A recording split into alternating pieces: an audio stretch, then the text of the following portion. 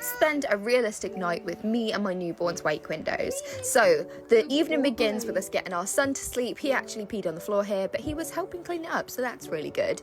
I'd fed Murph at 6 o'clock and she basically stayed asleep until her first feed of the night, which was at 11:43. She usually wakes up about 12 o'clock, so I actually decided to wake her up a little bit earlier to see whether I could get her to stay asleep, and it worked.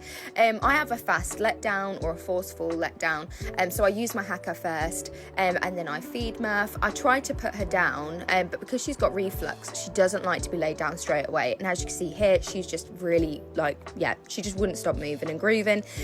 So I picked her up and I just made sure that she was sort of like sat upright for a bit, so she could really fall into a deep sleep before I transferred her back.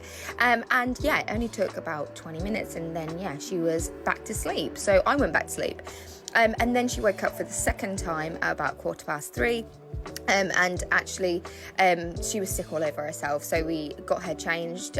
Daddy helped me with that, and breastfeeding is thirsty work. So yeah, I was having some water, and then I had to burp Murph. I have to burp her frequently in between feeds because she gets quite gassy because of just the way that my milk comes out.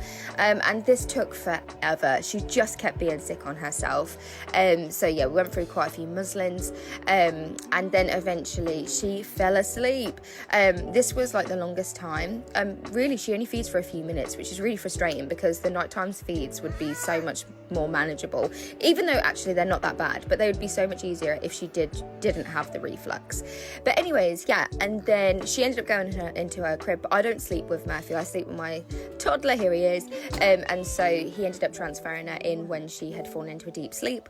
We then started our day at 7:10, which I think is really good, and I was woken up with a coffee. So this is our first feed of the day, or the last feed of the night, however you want to look at it. So I hope you guys all have a lovely day.